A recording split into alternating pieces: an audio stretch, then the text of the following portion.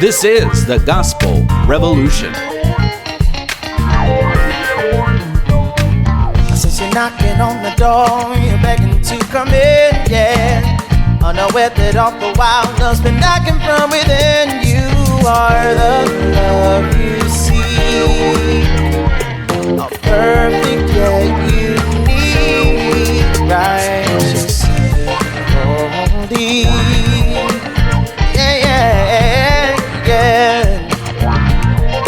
Here's the founder and president of the Gospel Revolution, Michael Lilborn Williams. What a delightful introduction. I'm telling you, I'm just having a hard time talking to this skinny guy on the other side. It's so cold. I'm telling you, Daniel's complaining about being cold. And of course, I lives in the wrong place. But this used to be warm for him, and now the 50s and 60s it's still cold. I remember him talking about last year's like it's already hot. Yeah. But Daniel dropped a human. So anyway, thank you guys for joining us. Things are changing around the Gospel Revolution in more ways than one. And we're glad to be able to share with you today. We have some wonderful things. Daniel, what is that? WD-40. And that's why you're not going to hear a squeaky chair this time. So, for all of you who said, oh my God, why doesn't he fix that chair? I did. I'm rocking back and forth right now. So no more squeaky chair. We handle the problems as they arise. We may be a day late and $1 short, but we will get to them. That's what my dad said. Day late, $1 short. Well, Michael, we have really been moving and advancing and learning and growing. And I just want to check in on you, Michael. You've been doing this for over 50 years. You've been in the ministry. You've been teaching the gospel of grace and peace for decades. Yeah. How is everything feeling? How are you doing? What's happening? It is the most. It's strange because I've never felt more connected to everything. God, you, our listeners, the people that agree with us, disagree with us. I even feel connected to the angelic realm now.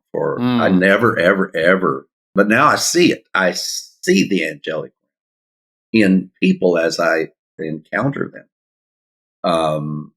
A lot of people say, yeah, part of the angelic realm got into you, Michael Williams. It was that other angel. But we know what happened to him. We know what happened to that angel. He got burnt up, right? And whatever that means, we don't even care to try to stretch ourselves to understand exactly what that meant. We know he's not a part of the equation. We're big into equations now around here. So I feel that so connected, but I feel otherworldly. There's a world that I didn't know existed, Daniel. And it's this world that I have somehow been birthed into or walked into. It's really amazing because I've described that my whole life I've walked into the room backward with a blindfold on. It doesn't make any difference what it is. I'm learning. I'm always the Johnny come lately. I'm always the guy that was, I had to really struggle to get through passing grades in school. But once I'm in, it's like I can't let go of what it is I'm learning.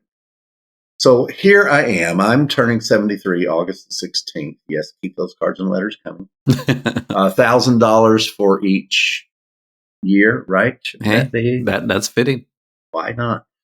That feeling of just otherworldliness, I'm beginning to realize is not otherworldliness, it's the kingdom of God.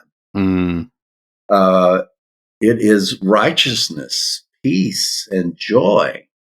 It is, and that means the absence of worry.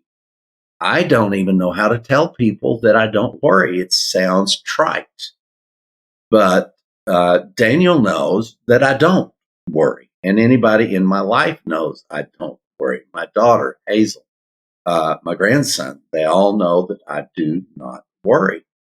And I finally realized that worry is one of those things. It's kind of a self-righteous thing. And now I'm still concerned, and there's a difference between worry and concern. Worry paralyzes you. Concern puts you to action. Mm. That's how I can tell whether or not this thing that's moving me is worry or is it concern. I'm concerned about a multitude of things. But if I can't do anything about them, I don't get involved. But if I can do something about it, then that's what is motivating me is my concerns for the situation. But worry is not it will never be what I was sold a bill of goods on, that it was an expression of love toward people. Nope, no more. How about you, Daniel? Let's check in with you. Holy smokes. Yeah. Life changed, eye open. Yeah. Peace, grace, all of it. It's just so wonderful. And of course, I say this all the time is I'm so grateful for the benefit that I experience when we sit down and have the conversations, when I get to hear the podcast, when we're learning and researching. But more than anything, when I look at my two girls and think about the life that they get to live, absent from many of the things that I had to go through and experience. I had a real cute moment the other day. I brought my camper down to, it was a Christian camp that we went through every year as a kid. It was our summer camp. We did a week there. Basically what we did is we set the camper up and we went to meetings in the morning and meetings at night. And it was a week-long thing. Well, my dad still attends this conference. And now I go not to go to the conference, but to go to the golf course, because the golf course is one of the greatest golf courses in Wisconsin. So my dad was going to the conference and I said, hey, how about we do this? I'll come down on Saturday. I'll set the bus up and you come down on Sunday and then you can stay in the bus all week and I'll come join you at the end of the week when there's no meetings and we're going to go golfing. And so that was the deal. So we're here, and the whole camp it's a Baptist camp, and so there's conferences going on all year round, and especially in the summer, there's more. So I'm there with my girls, and we're down at the beach. They're in the lake, and of course it's still cold, but I'm sitting out on the dock, and then they come up, sit next to me for a little bit. We're just enjoying their time, and behind us, a little group assembles, and they bring out their guitar, and they start singing some worship music. And I purposely sat there because I knew what was coming. And because I wanted my girls to see this, because I knew then, knowing them, that the questions were going to come, which, as you know, that's what we like. Yes. And so they started singing their Jesus music. And then they started baptizing a lot of the kids that were there. So they kept bringing them in. And I didn't say anything. I just looked over, and the girls, their interest was piqued. Like, what in the world? We got these guys coming in, they're fully clothed and they're dunking in the water. I mean, can you imagine from an outside perspective, someone who's never heard about these things? What in the world, is this? And finally, after a few people got baptized, Evelina, my youngest, looked at me and says, Dad, what are they doing? And so I got to explain what I was taught about water baptism, that you go down one person and you come up another person. Now, of course, we're at a Baptist camp, and I just assumed that they were probably, more Baptist. They're not coming up speaking in tongues. Right. What you're trying to say. Yeah. And see, we said that was an outward expression of an inward change. It wasn't the actual baptism that was changing. That was just a display that we did to show everybody I'm a new person. But the way I explained to them is, they feel like they go down into the water, one person, and they come up another person, and that they've been cleansed of their sins. And they said, well, what is a sin?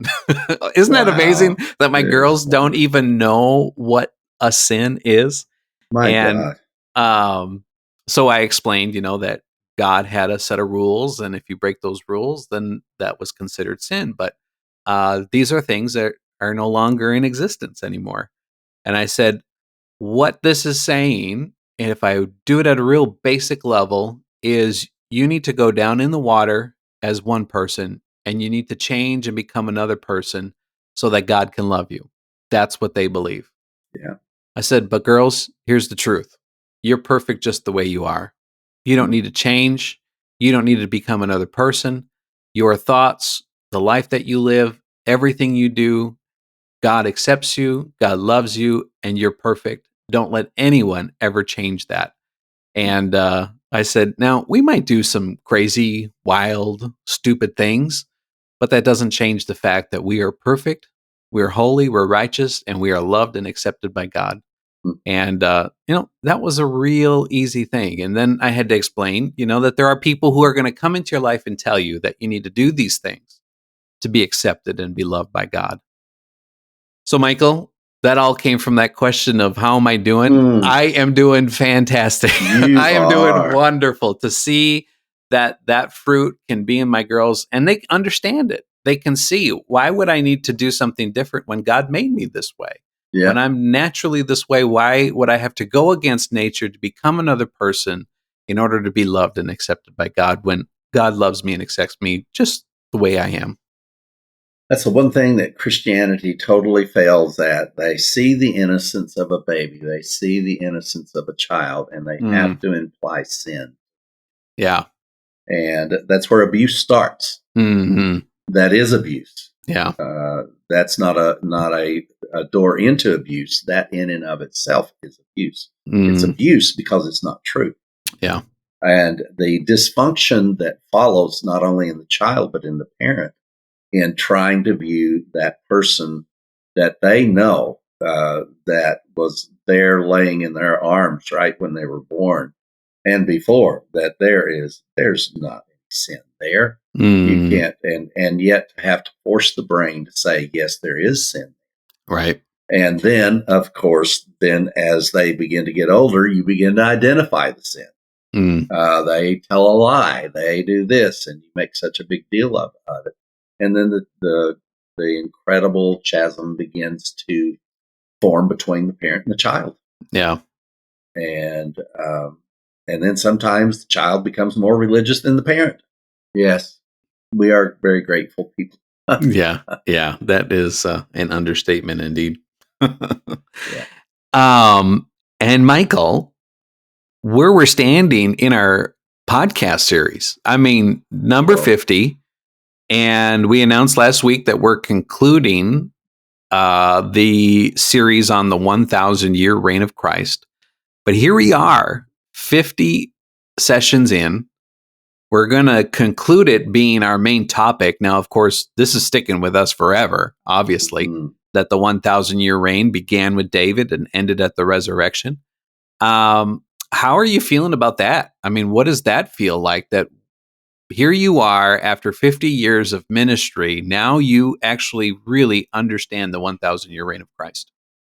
It's you're going to have to stop asking questions like that, because I have to try to think of words that they're insufficient. All of them. So we've learned some new words in the process of this. Ontology. So ontology is a wonderful word. It's finding the beginning of something. And the eschatology is finding the end of something. That's the most basic way to put it. And we've learned the term epistemology, how you know what you know. And we've found out that these are really wonderful words that should be very functional. We could say this is the beginning and this is the end. This is just kind of the official way to say this is where this began and this is where this ended. And you get to sound like you're educated, I suppose. But the term ontology can be applied across the board in science and everything. And I tell you what, if you get your ontology wrong, it's like getting the foundation of your house wrong by just a little bit. Depending on how tall your house is, by the time you get up a few floors, that off a little bit is going to turn into an awful lot of And it's not going to stand. It's not going to be able to stand. So ontology, it's vitally important to know. If you're not sure where it starts, find out. I don't care whether you're talking about politics or whatever, which we don't talk about here and we are not going to. But whatever you're in, if you really want to know about it, find its origins and find out where the subject begins. What is the first information? Now, the information you have about the origins could be wrong. And see, that's one of the things that we are very good at here is re-examining ontology that has been taught, but we question it and to see whether or not these things are true. So they've tried to tell us that the ontology of the 1,000-year reign is in the future, that the ontology is all the time since the cross, and it's not a specific amount of time. That the ontology is going to, the 1,000-year reign will begin after the second coming. The ontology will begin before the tribulation, after the great tribulation. And those terms just now seem nonsensical to talk about in the future at all. Not because of something we believe, but because of what we know. Yeah. And what we know is the ontology of the 1,000-year reign of Christ and the eschatology of the 1,000-year reign of Christ, and the eschatology of all prophecy, the eschatology of all genealogy, the eschatology of all biblical history, the eschatology of everything, of creation. This is the final phase of creation. The end of the first 6 days is not the eschatology of creation. The cross is the eschatology. Christ said that he was here to finish his Father's work. So you see, if you miss the ontology, you'll miss the eschatology. And that means your epistemology is all messed up. And nobody wants to have a messed up epistemology. Jesus. Have you ever seen a messed up epistemology? It's terrible looking, I'm telling you. So we've learned, and we're learning within a framework. So the brain needs a framework. Now, it's fine if the framework you set up and what you start discovering, you realize it's just like an archaeological dig. There's no archaeological dig that stays where it started. Because they go down so far and they say, oh, there's the beginning of a set of stairs. We need to move this over this way. And so they draw the string over and put the rope out and they start slowly scraping away there. And then they get to there and look what that looks like the building went this way. There's a wall here. So they have to rearrange that. But that's what we do, folks. We're not stuck within any certain framework. We're ready to move our framework in. But we have to have something fairly substantial to indicate that we need to explore this, because we don't want to waste time on things that we don't need to consume time on. If what we are looking at is functional, reasonable, rational, and scriptural. Now, we may think it's functional, reasonable, rational, and scriptural until you find out another thing that you didn't know. That can cause you to have to reevaluate everything. Now, it doesn't mean everything that you have learned has to change, but it means that there's more to learn. So therefore, you must change. You must change your mind. And we're real good at changing our minds. We rely real heavy on Proverbs that a man that never changes his mind is a fool. At least that's the way it's quoted. We've talked about this several times. I've passed the age or the time frame of ministry when I heard Kenneth Hagin say for the first time that he had been in the ministry for 50 years and he'd never changed his mind about one thing. And I remember hearing that, and I was so disappointed. I was so shocked. I just could not believe that this man that he was introduced to truth, and that truth offered him no further understanding of anything. And he preached the same thing. But the fact that people followed him shows you how you build a large audience. You can't change your mind. So now you GRs know why we don't have a large audience because we change our minds. And the only reason you are still with us is because you have the ability to change. And so we keep going, right? So, Yeah.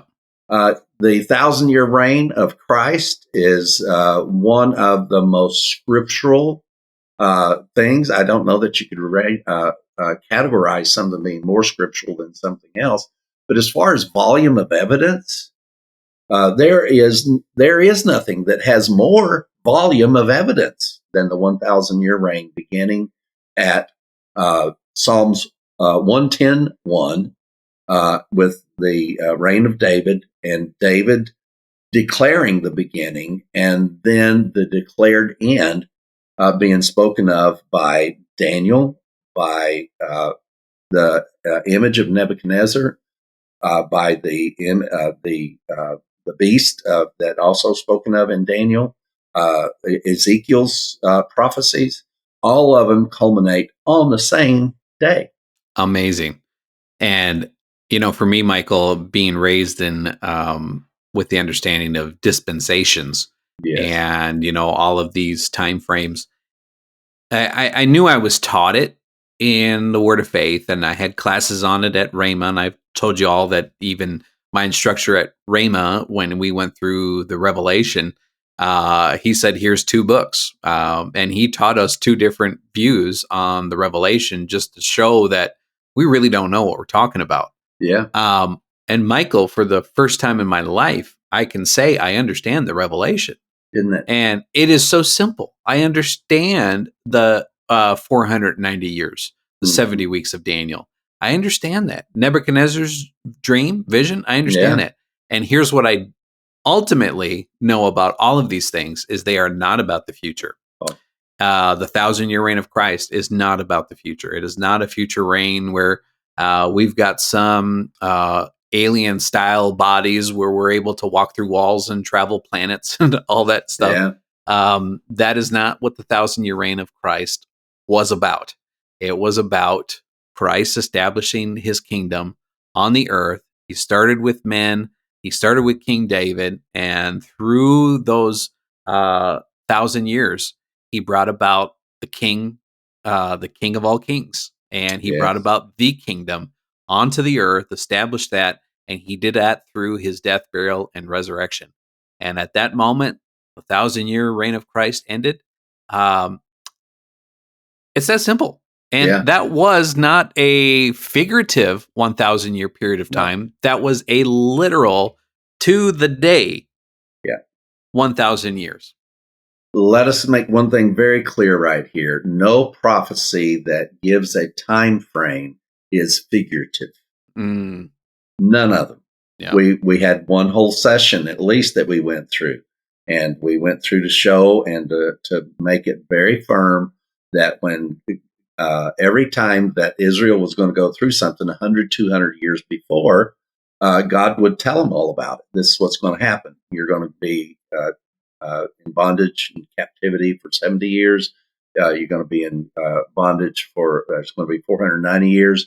And all of these kingdoms are going to come and go. They were described to the note.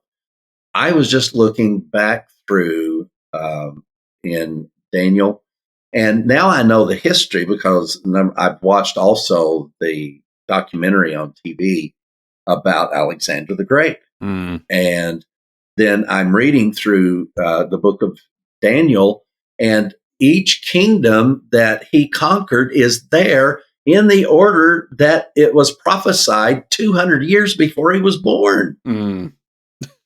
And the history and the genealogy was all there. And he did exactly what he was appointed and predestined to do. And we also find out in Daniel that he would not have any desire for women. Now, I'm telling you, the Christian world don't like this. Well, how could somebody be prophet? Well, he was of the devil, so that's how we know. But see, these are prophecies that God said this is how it's going to be. God said this man is going to be a homosexual. Now, doesn't say that God approves of that, doesn't say he disapproves of it. It says God knew it before it ever happened. Mm-hmm. And something about it was important, or it wouldn't have been a part of it. So we have him living and dying. We had him living 32 years. Christ lived 32 years. We have all of these powerful nation building. You realize every historical campaign that Alexander carried out was pre-recorded 200 years before it happened. I was just reading about the one where he was caught between the two armies, one between a mountain and one between. This was 200 years before it happened, more than 200 years. And there was a huge army on the right toward the sea, and another one toward the army, and another one coming straight at them. And they had no place to go but straight forward. And yet Alexander, something happened in his brain and explained exactly how to do this. And he created a diversion. And do you know that diversion is talked about 200 years before the diversion took place? Come on. Even the tactics were spelled out in the book of Daniel. So I don't know, you folks that want to discredit the Hebrew scriptures, you're just crazy. I'm just being nice. I'm not going to call you names. I'm just going to tell you you're crazy. To be able to know these things and know the accuracy of the Hebrew scriptures and know they came with accuracy for a reason, so we could understand salvation. Yeah. All of it, so we would understand the final stroke of creation in the new creation. And that is exactly what we are doing. So the power of this is stupefying. I'm telling you. Because see, here's the thing. If you want to be spiritual, you can't embrace the scriptures. They won't let you be spiritual. Mm. They let you know what is spiritual. Mm. And it ain't you. You are spiritual simply because you were grafted in to spiritual. You're not spiritual because you pray. You're not spiritual because you believe. You're not spiritual because you pray. You're not spiritual because you tithe. You don't have a relationship with God that is an exchange program. And just like Paul said, who is he that ever gave to me and that I should repay him, saith the Lord? Well, talk to the Word of Faith movement, because they all tell you exactly how to give to God. So he's obligated. I remember that word being used. Yep. He's obligated to heal you. Well, and then Paul comes up with that quote out of the Hebrew scriptures. Who is he that ever gave to me first that I was ever obligated to repay? My goodness. The whole Word of Faith movement just went down the oh man, I want to say some expletives here, and I'm not going to. It's all down the drain, folks. Mm. And I remember in my Word of Faith movement days, in the middle of that, at least halfway through, I saw that. And I thought, my God, what are we doing here? When Paul gives us this incredible view.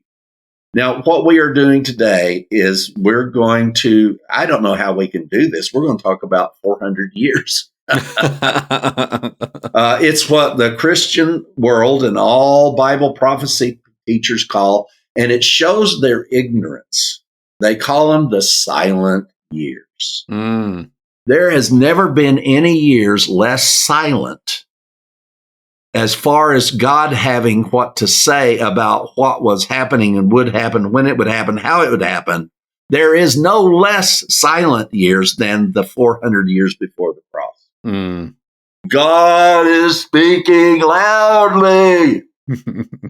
It's just, they could have all looked it up, in the Hebrew scriptures. And I know that I remember one of the kings. Oh, I wish I could remember his name. But he was one of them that came along after there had been idols and all this stuff built up. And it says, Daniel, that he went into the temple and he was rummaging around in the basement. These are my storytelling terms. And he found the book. And it says that he opened the book and he found his name in the book. Mm. It had been written hundreds of years before. Yeah. Folks, you want to play games and be spiritual? You go right ahead. We've decided to live life in the power of the gospel, in freedom, without judging and condemning even crazy people. We are not judging you. You are not unrighteous. Hey, that's more than what you guys say about us. You're not dog's breakfast. You are holy. You are righteous. We cannot do despite to the Spirit of grace. And yet Christianity, the strongest voice against the gospel of grace and peace is Christianity. The strongest voice against the gospel of grace and the gospel of peace is Christianity. The strongest voice against the gospel of grace and the gospel of peace is 46,000 denominations of Christianity. Should I say that again? Yeah, one more time. You would never get tired of it, I know. But for the sake of those listening, thinking, dear God, Mike, what's wrong? Do you have an aneurysm?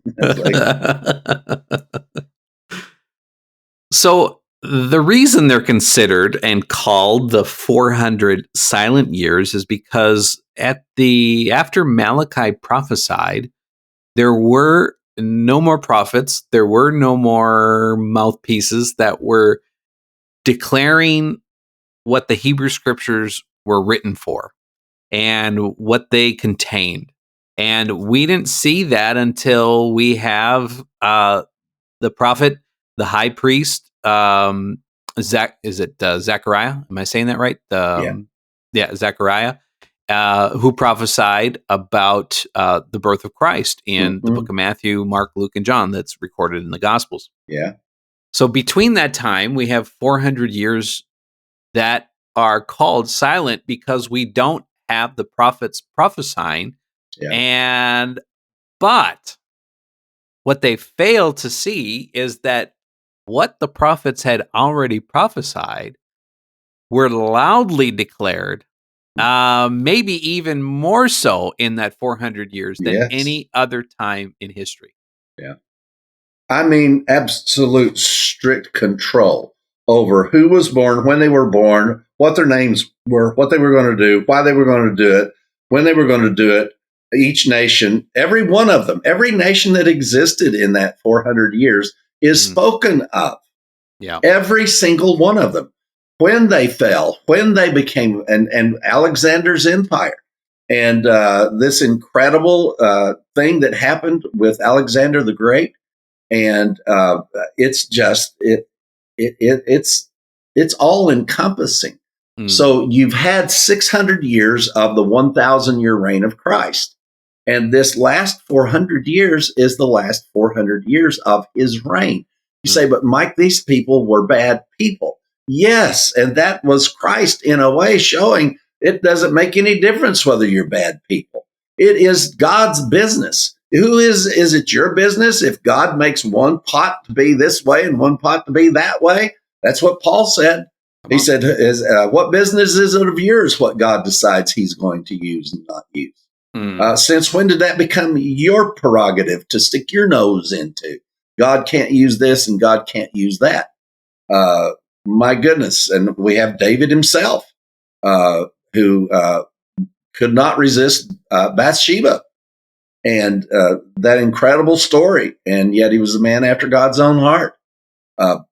Folks, this was God trying to speak through the experiences during the 1,000-year reign of Christ, speaking to the finished work of Christ. The 1,000-year reign produced all kinds of scenarios to give a grand announcement about not just the 1,000-year reign of Christ, but they were giving grand and glorious announcements about the end of the 1,000-year reign and the beginning of the eternal reign of Christ, because everybody's included. Yeah. And if you want to see how much everybody was included, no matter what they did, read the history of the fourth. Well, you can go through Daniel. You can go through the prophecies about this. Go look at the story of Alexander the Great on. It was either on Prime or Netflix. I don't know which one it was. I've watched it 2 times. I've got to go back and watch it again. It's so amazing. And I can open my Bible and look down through the chapter and see each event take place. Mm-hmm. That was the silent years. Yeah. I'm thinking of the title of that song by Simon Garfunkel, The Sound of Silence. Oh, yeah. That's what we're doing today is we're going to show you the sound of the silence. This is the sound of silence. God, what a and how detailed and how, I mean, just look at, you mentioned already Alexander the Great. Just look at the detail. We want to emphasize that today. Think about the detail of all of the prophecies, of all of the words that were prophesied, and the detail of how it all came about during these 400, quote, silent years. These were telling the gospel story louder than they had ever been told in history. And to be named the silent years is such a disgrace to the work and the reign of Christ and what was happening and if it had not been for all of these characters in their place doing what they were doing, the good and the bad, then the environment would not have been set for that manifestation of the Son of God, Jesus, Yeshua, the Christ, the earthly manifestation. He would not have been born into the political climate that he was born into to establish his kingdom the way that it was established and the way that he had determined from before the foundations of the earth. As Michael, as you said, every name was named. I mean, just look at that. The fact that you could go through the lineage of all of these people and their names, as Don taught us, told the story of the gospel. Yeah, I mean, it's amazing. So what we have is so let's pinpoint some of this, Daniel. So what we have is the 400 years. You can read it all the way up through Daniel, and then it comes up to the last week. It segregates a 1 week out of 490 years, and that week stands for 7 years. And that 7 years is the beginning of the ministry of Jesus Christ. It takes you up to the middle of his ministry where Messiah is cut off. Very clear. It's not ambiguous at all. And then, of course, that cut off, you have to figure out what was cut off. But the very nature of God that had anger and wrath was part of what was cut off. Mm-hmm. And because that was cut off, then the rest, that part of God had been transformed in the reconciliation. God was in Christ changing himself and the human race so they could fit together. My gosh. Now, what part of God changed? The anger, the wrath, all of that was what it transformed. God transformed, folks. And man transformed because a union together had to take place. But for it to take place, there couldn't be an angry God and there couldn't be a corruptible human. Both of those had to end. So God changed himself and mankind in Christ to fit together so that when that happened, it makes it only common sense that the last 3.5 years of history, biblical prophecy, was cut off because there was no angry God to carry it out. Right. Hello? Mm-hmm. There was no devil to carry it out. You say, well, Mike, that was all the devil. Well, the devil gets thrown into the lake of fire right at the end of this point after the first 3.5 years. Mm-hmm. You can follow it right straight through. You can follow the concurrent events. We've not gone into, we could go into it and find out, but we've just not been able to slow down. But it is concurrent enough to where we can say concurrently that the 1,000-year reign rides right alongside the 1,000 years that Satan was silenced. Mm-hmm. And you can see during that whole time, even through Alexander's reign, there's no mention of the devil or anything like that taking place at all. There were no manifestations. And then suddenly when Christ gets here, boom, you've got demons popping up and in and out of people everywhere. Mm-hmm. And there's no mention of it for all of that time. All of the 1,000-year reign, there's no mention. All of the 1,000 years, there is no mention of the activities of Satan. Folks, come on. So you've got all of that. So we have the end of Daniel's prophecy. The last week, the 7 years, is the 7 remaining years of history. But see, Adam was supposed to be judged at the end of the 7 years. And at the end of that 7 years, or the end of the last week of Daniel, as it is described. But instead of Adam being judged at the end, where all humanity would be destroyed, Christ took that judgment. Now is the judgment of the world. Mm.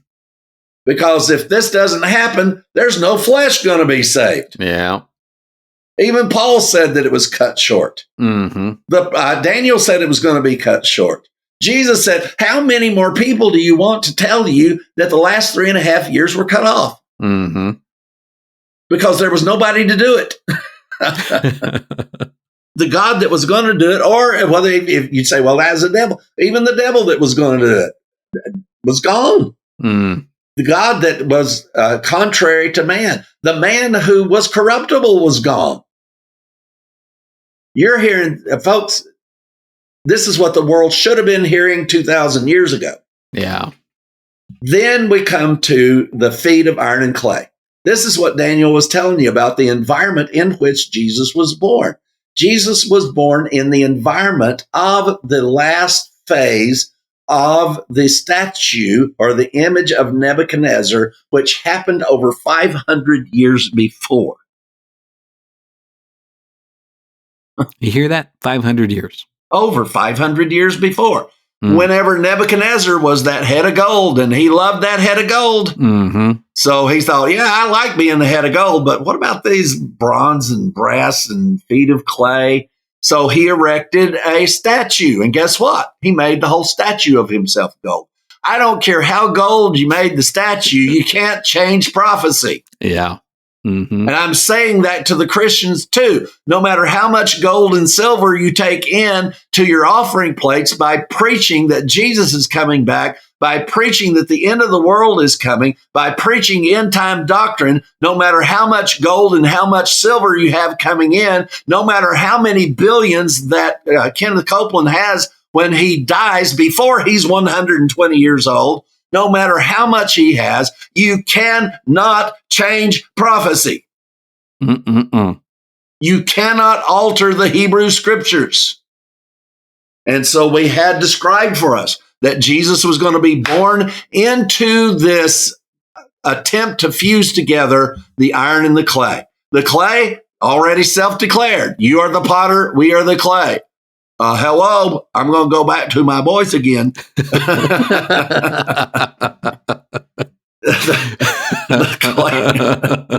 The clay was already stated more than 1,000 years before.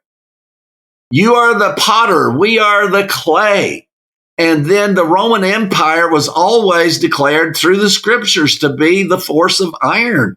This would be the iron and the clay. But the iron and clay would try to become one, and they would not mix. You have Mariamne, Herod marrying the granddaughter of the great high priest, trying to fuse the iron and the clay together. His three sons married daughters of the Jewish community, trying to fuse iron and clay together. But no matter what you do, iron and clay don't fit together.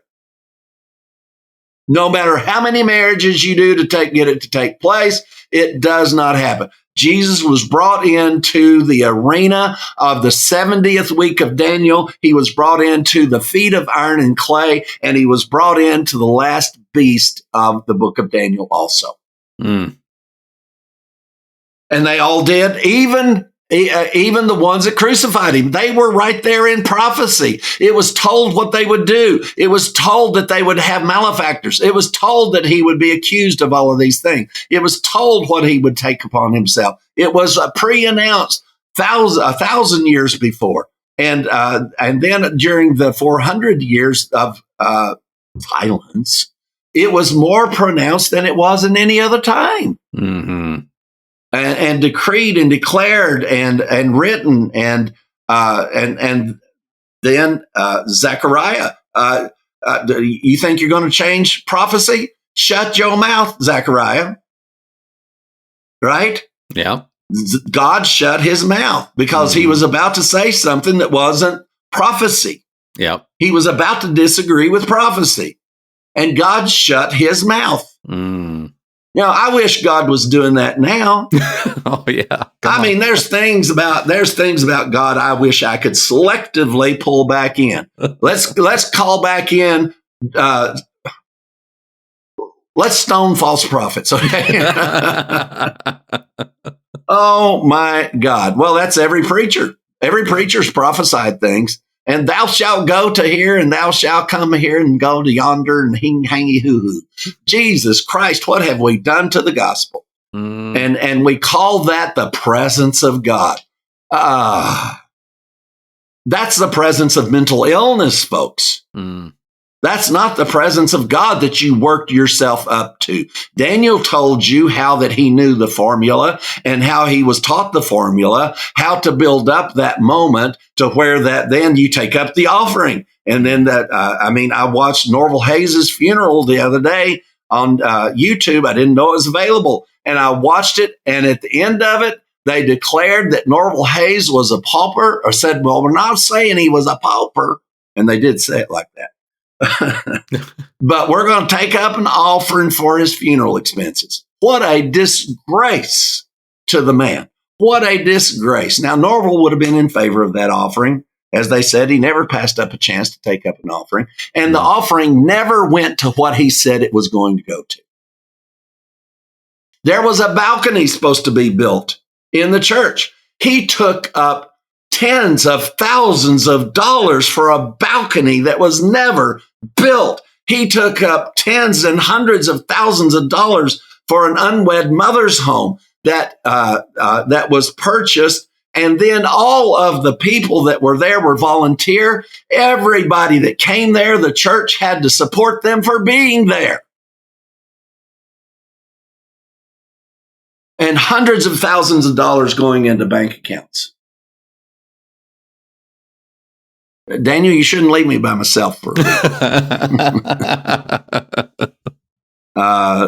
This 1,000-year reign has been, I'd have to say, in my life of ministry, I don't know as far as a teaching that has been more comprehensive, more detailed, we're directly quoting the Hebrew scriptures and the events that took place at the cross. So, Daniel. You started mentioning a few of these pieces of this image that Nebuchadnezzar saw. You talked about the feet and of iron and clay. We also have, of course, the legs of iron, which you've already mentioned is the Roman Empire. You have the bronze belly and thighs, which is the Greek Empire. Yes. You have the chest and the arms of silver, which is the Medo-Persian Empire. And then, of course, as you mentioned, Nebuchadnezzar as the golden head. That was the Babylonian Empire. Michael, all of these empires ruled and reigned within that, in the total span of the 1,000-year period of time. But the majority of this, with the exclusion of Nebuchadnezzar, happened within the 400 silent years. The majority of this prophecy happened in the years that Christianity and Bible scholars across the world have declared to be silent years. Yet we have the most specific prophecies that were contained to this period of time. Now, Michael, what is really disheartening about this is Christianity has taken this, a period of time that was so specifically detailed by prophecy and then brought out in history. And what Christianity has done is has ignored the history and has postponed all of this prophecy to something that's going to happen in the future. I remember sitting through classes and watching the feat of iron and clay, and the bronze, and all of the modern day nations and countries that were assigned to these body parts. And they have totally ignored history. They have totally ignored the 1,000-year reign of Christ because they couldn't see that all of this happened within this period of time, specifically today, talking about these silent years. Well, and Nebuchadnezzar's reign was from 605 BC, and it was probably about 603 that this image thing took place. And so somewhere between, most likely is somewhere between the 590, the dream that he had of the head of gold, chest of silver, the belly of bronze, the legs of iron, and then the feet of iron and clay. And these are all very clearly laid out. So with that starting, so we have Nebuchadnezzar, the statue, from about the chest up is before the silent years. And then from the chest down is all during the 400 years. We have Daniel's 490 years of prophecy, the 70 weeks of Daniel, starting about Daniel, I can't remember, but it's somewhere around 60 to 80 years before the last 400 years of that prophecy. So he prophesied that before, but he prophesied everything that would happen during that 400 years. And not just during, but he also prophesied the full last 7 years, which was the ministry of Christ. Yeah. And the total catastrophic end of mankind. And in that prophecy was wrapped up the delusion that Satan could not get through. He could not work past that prophecy. And he thought that the destruction of Christ was going to be his free ticket to go ahead and destroy the world. But he was wrong. The death that Jesus died was his death. And the sin that attached itself, which was Satan himself, this blood parasite. Sin is a blood parasite. And one thing about blood parasites is that when the body dies, the parasite dies. A body parasite can be put in the grave with somebody and it can live for some time. But with a blood parasite, that's not true. The parasite dies when the human is dead. Folks, I don't know how you have to just deliberately want your own righteousness. You have to deliberately want your own personal relationship with Jesus. And by doing so, by having your personal relationship with Jesus, you're denying others of a personal relationship because they're not doing what you did. They're not praying like you pray. They're not dedicated like you are. So all of this personal relationship with Jesus, Paul, folks, all you're doing is declaring your own righteousness. Yeah. And it sounds just exactly like that. It sounds like your own righteousness. It sounds that way. It doesn't look good on you. It does.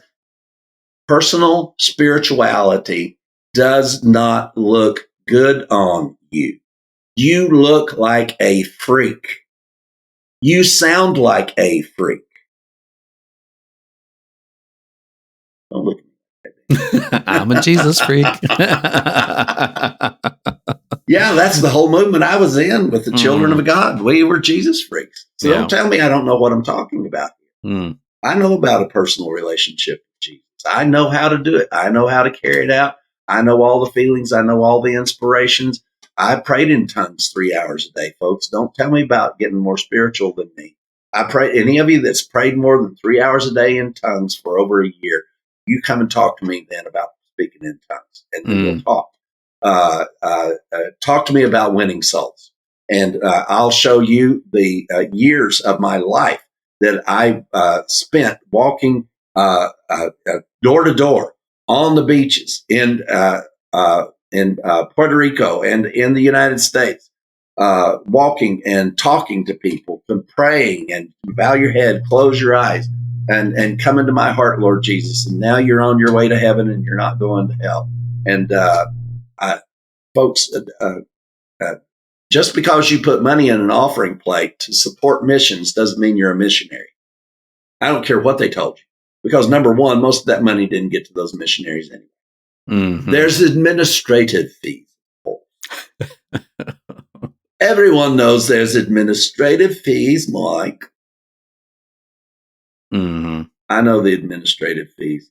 And I can tell you that even during the time when I was delusional, if I took up money for somebody to do something, they got every penny. Mm. Not one time did I take administrative cost. I remember having a pastor, it was Mike Warnke, come in. He was kind of the comedian, Word of Faith, Full Gospel, Pastor Mike Warnke. And then I found out about Andrea Yates, and I wrote that the woman that murdered her 5 children in a bathtub in Texas, Andrea Yates, and Mike Warnke. Mike Warnke spoke in my church. He was her pastor. Oh, jeez. And so Mike Warnke and his wife came to our church. This is many years before. And the elders were mad at me. And we'd already taken up our offering. We had really good offerings at this church. And people really were committed. And then I got ready to take up the offering for our guests. And I said, you know what? We're going to give the first offering to our guest. Oh, I mean, if I could have felt daggers and hands around my throat, it would have been from the elders. Oh, my God. And we're going to take up the second offering, because that second offering, by virtue of need, had to be smaller, right? Mm-hmm. And I just thought, no, we're going to break this. We're not going to. And do you know, this is what happened. So I went into the back after I dismissed the service. And do you know that Mike Warnke sent his wife into the back to watch the offering be counted? Mm-hmm. My goodness. Because they knew this is not what Christians do. Mm-hmm. They knew everybody was just like them. So they thought they knew that if they were going to get all of that first offering from that service, that his wife was going to have to come back and watch it be. Mm. And I endured it. I let it happen. Yeah. So, folks, when you want to talk about being spiritual, I don't care what you think about me. I don't care what you think about me having I don't even know what a gay lifestyle is. Will somebody please tell me what that is? Because I don't know. I do what I do. I go to the grocery store. Is that a gay lifestyle? I mean, I don't know anymore. I pay my bills. I take care of my, I take care of Hazel, and I take care of my children. I take care of my grandchildren. I do everything for them that I possibly can, and probably more than I should, but I enjoy doing it. Is that the gay lifestyle? I don't know, folks. I'm telling you, just don't go with those who are having a voice now to degrade and diminish people for who they are. Just because the church has a little bit of control. Yeah. So my thoughts, Michael, as we close out this specific series dedicated specifically to the 1,000-year reign of Christ, looking back at it now, and looking back also at what I was taught about the 1,000-year reign of Christ, I think we are all laid out a couple options here. One of which is we can look at what Christianity is taught. Now, depending what brand of Christianity you're in, what one of those 46,000 denominations you were a part of, this varies a little bit. But Michael, in what I was taught about the 1,000-year reign of Christ, number one, it was in the future. It wasn't there was a lot of mysticism about it, about this would happen, this would happen, this would happen, this would happen. And they took all of these prophecies and they took the imagery and they applied it to modern day politics, to modern day world, and shifted that together, put it in a bag, shook it up, reached their hand in and grabbed out whatever they could, and made an explanation for what this 1,000 year period of time would look like. The only problem with that, Michael, is I'm only 38 years old. And even in my 38 years of living, I have seen what they said would be prophecies come and go time and time again. Kingdoms, nations rise and fall. Nations that would be bring forth the great Antichrist are kingdoms that aren't even here anymore. Nations that are not even here anymore. So we have all of that hodgepodge of man-made doctrine. Or, Michael, we can take what the Hebrew Scriptures declared through prophecy. We can look at history in that specific period of 1,000 years before the death, burial, and resurrection of Christ. And we can see every single detail of every prophecy match every single detail of history recorded. Match perfectly. Perfectly. We have not found one flaw in our study on this yet. And granted, we're admitting we haven't studied it all, but every time that we see something, we look at it. I mean, the Herod marrying this Jewish daughter of a high priest, granddaughter. That specific detail about the feet of iron and clay, and the prophecy about Alexander the Great, Michael, to see all of that laid out in prophecy, to see all of that happen through history, I could take that behind door number one, or I can go back to Christianity and say, well, that's about the future. That's about that. And there is a small group of Christians who see that this happened in history, but then they come and say, yeah, well, there's a double meaning to it. And it happened in history, but it's also going to happen in the future. I think they call that double-minded, right? Yeah, it really is. Well, where I'm standing right now, it's a no-brainer answer to me. I'm going to go with what the Hebrew Scriptures say would happen during this 1,000-year period of time, in the time frame that it happened, in the history in which it happened, with the people that it said would happen with, in the way that it said it would happen, in the genealogies that it said it would happen. I'm going to take that and I'm going to say that the 1,000-year reign of Christ started with King David, ended with Christ. It's a part of history, and it's something that we can rejoice about, and it's not something that we look forward to.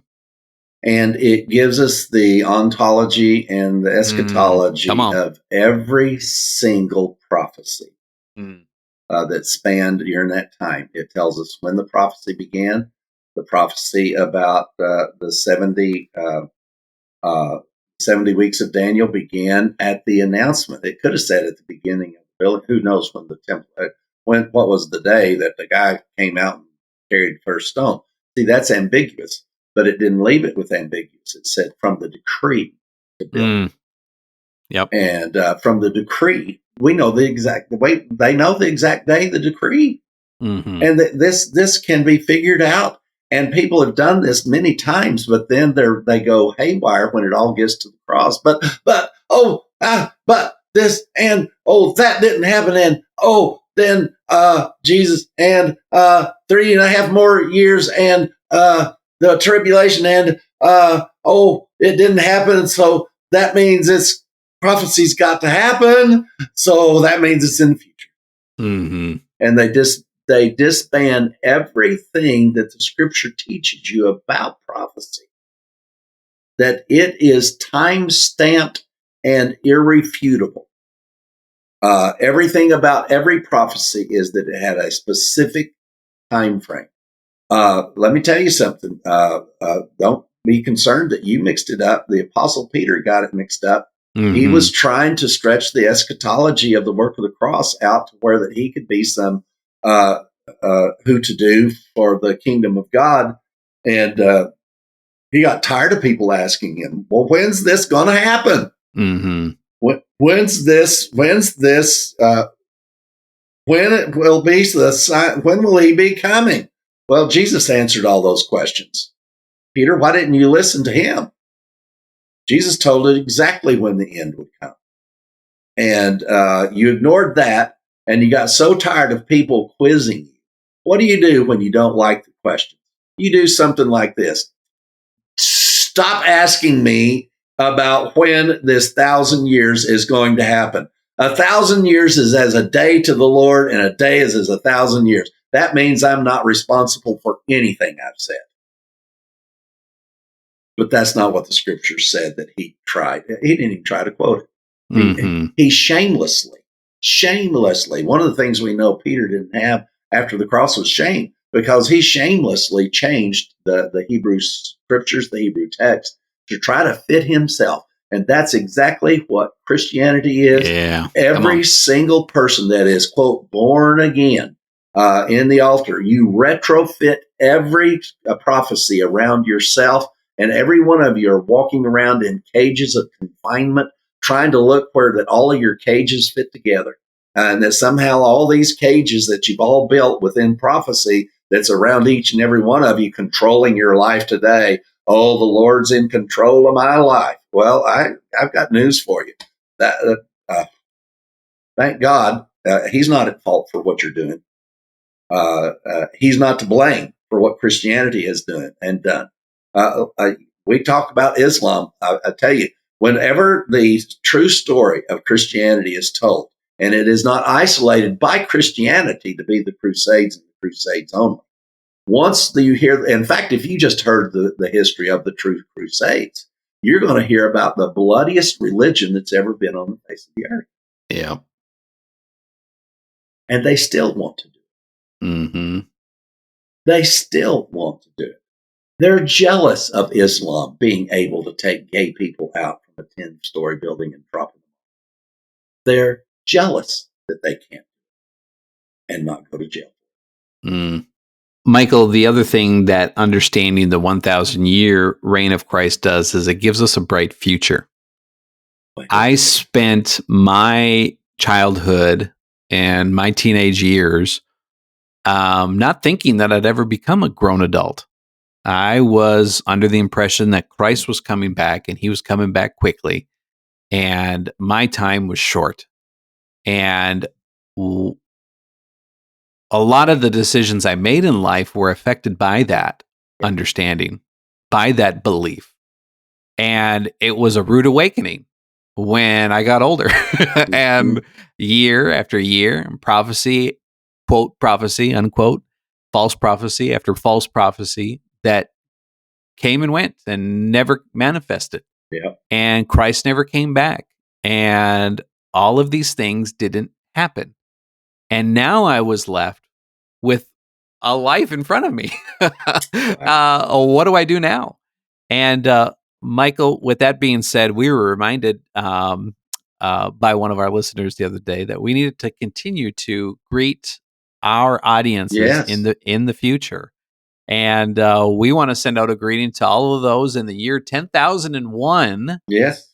Because we know that the 1,000-year reign of Christ concluded at the death, burial, and resurrection of Christ. Therefore, we know that you will be here and you will be listening to this podcast that was put out in the year 2025, because the world is not coming to an end. Yeah. And we're getting ready to tackle Einstein's E equals MC squared. He is as wrong as Christians. Theoretical physics is not physics, folks. It has become theatrical, theoretical. It's just amazing. Once I've started looking at the ontology of where this all came from, and it is all built on shifting sand, folks.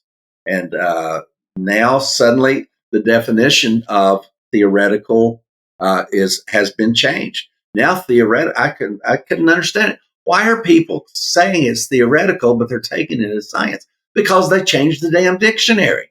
Mm-hmm. Theoretical now is science.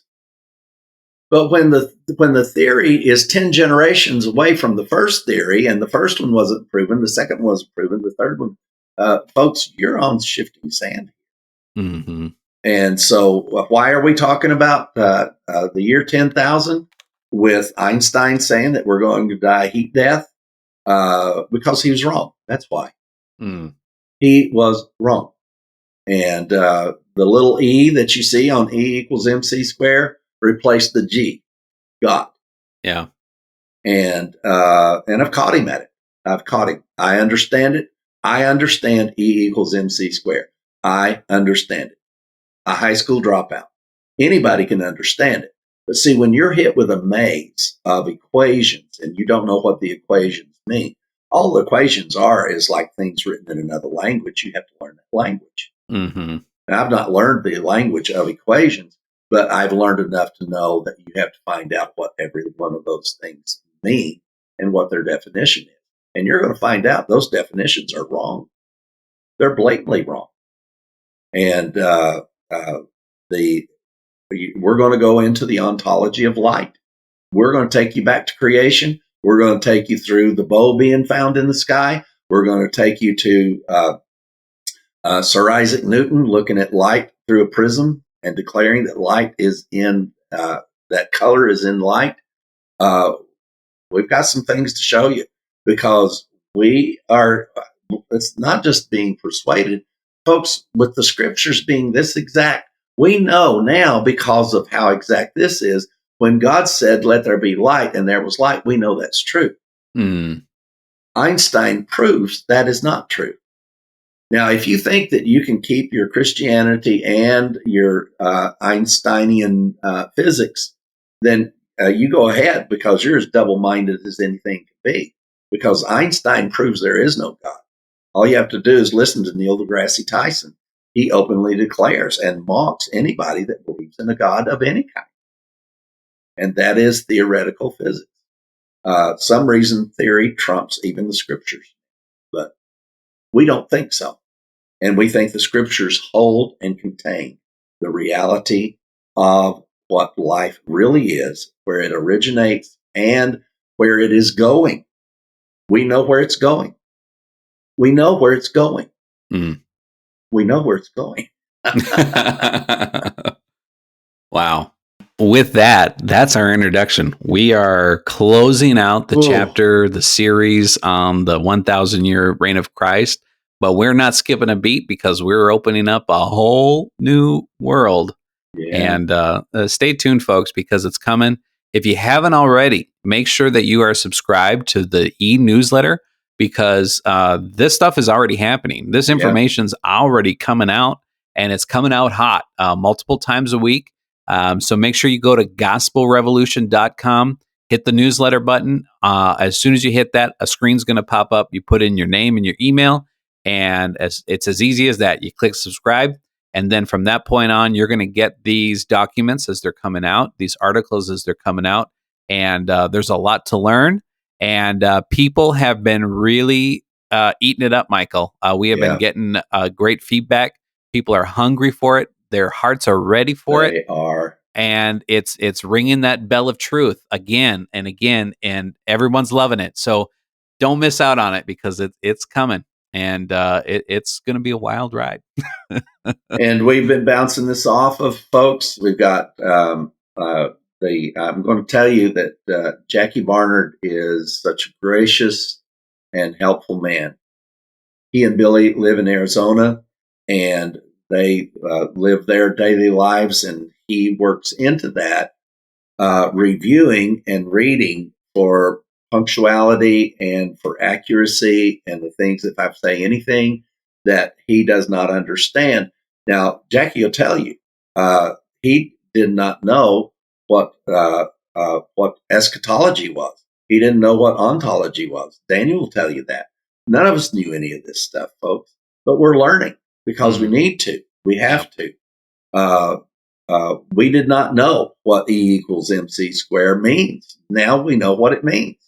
And now we're ready to tell you it is not true. We're ready to tell you that we have come up with an equation that compared to E equals MC squared, it is as functional as that pretends to be, and even more functional. And not only is it more functional, it is sensible. It's reasonable. It's rational, just like the gospel. And no, we did not come from a big bang. And no, you did not. You're not just a fleck of stardust. And no, this entire system is not going to die from heat death. And we're going to explain to you why. Now, why are we going into this? Because somebody has declared there is no God. And this is gaining traction in our children around the world. They're not going to be listening to the gospel revolution because they've already heard from Neil deGrasse Tyson that there is no God. They've already heard in high school and in college that we started from a big bang. You came from nothing, you are nothing, and you're going to nothing. You want to know what's wrong with the mentality of this last generation and why they have no hope? They have nothing seems to be driving them or in their sails to carry them forward. Why they're committing suicide, dying by suicide at incredible rates, and taking each other's lives at unheard of rates before ever in the 6,000-year history of the human race. This is why E equals MC squared took away their hope. It took away their identity. It strips the human race of its identity, folks. Are we going to sit by? Do you want us to sit by and let something strip from our children? Your children, your grandchildren, your great-grandchildren are being taught this in school. If there's any of you out there that feel like that the support that you're giving, that you can't do that because we're going into this, you're just going to have to make that decision. Because, folks, I cannot. I'll be 73, as I've told you many times before. I'll be 73 in August. And I'm going to face the biggest challenge that the world is facing right now. Now, we've preached the gospel to you, and we will continue to preach the gospel. And we will show you where that all of this is gospel. All of this backs up the gospel. The gospel confirms it. It confirms the gospel. If you have questions, please, when you hear something that you don't understand, that's our cue to stick on that point for a little while. We will explain it until you understand it. We're not going to leave anybody behind. I promise you, we are not. So get on board. This is going to be the greatest trip. You think the 1,000-year reign of Christ was great? Folks, we are about to cause the whole world to turn to us for the gospel. We are laying the bridge work. You've got to understand.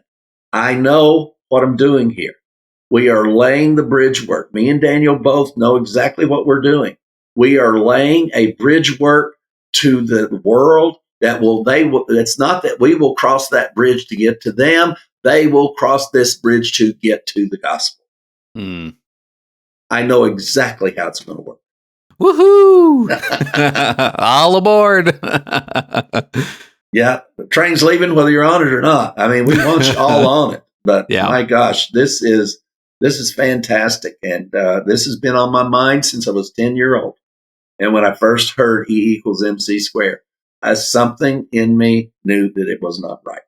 I've never embraced it. Never once have I embraced it. I've looked at it. I've studied it. I've got friends that just think it's just wonderful that we now have black holes and multiverses and multi-universes and multiple yous. There's many different ones. There's 7 more of you that are living another life in another universe. And that's science today. That's science.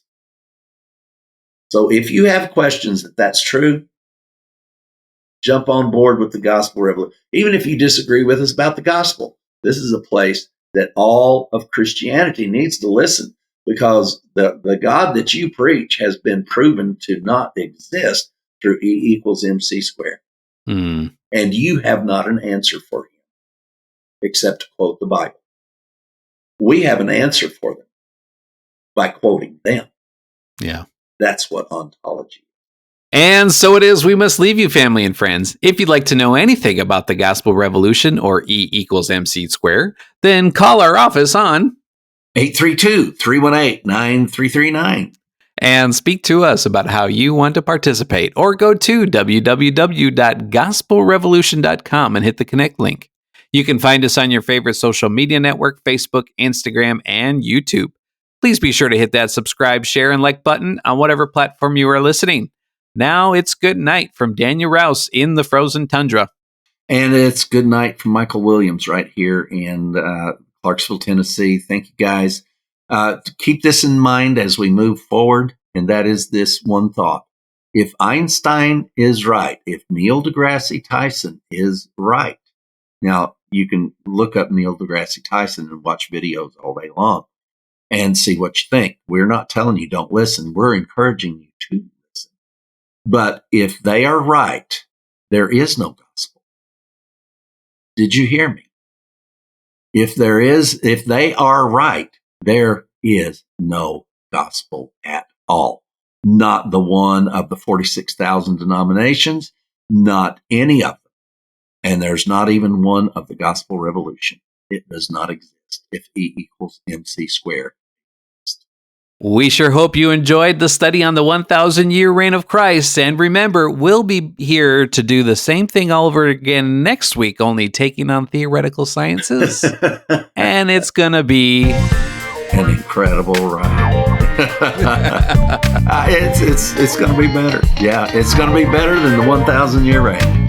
Since you're knocking on the door, you're begging to come in, yeah.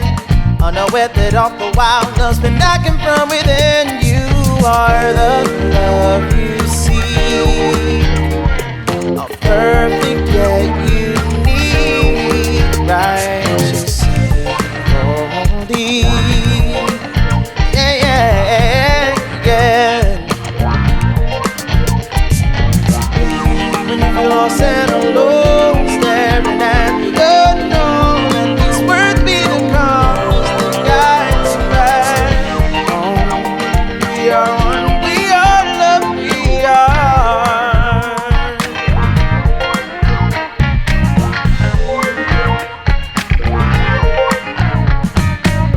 Know where you gotta be, nothing to complete. It's not a thing that you need, you're the love.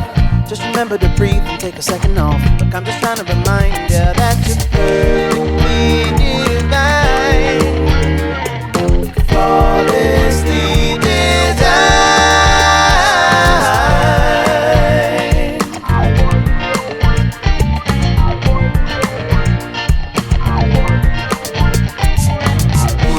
When you feel lost and alone, staring at the unknown, let these words be the compass that guides you back home. We are one, we are love, we are. Yeah, yeah.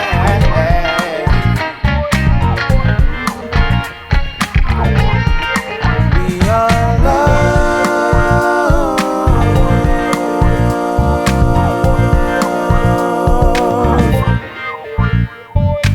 Deconstructing religion and barbecuing the sacred cows of Christianity before your very eyes. You are listening to The Gospel Revolution.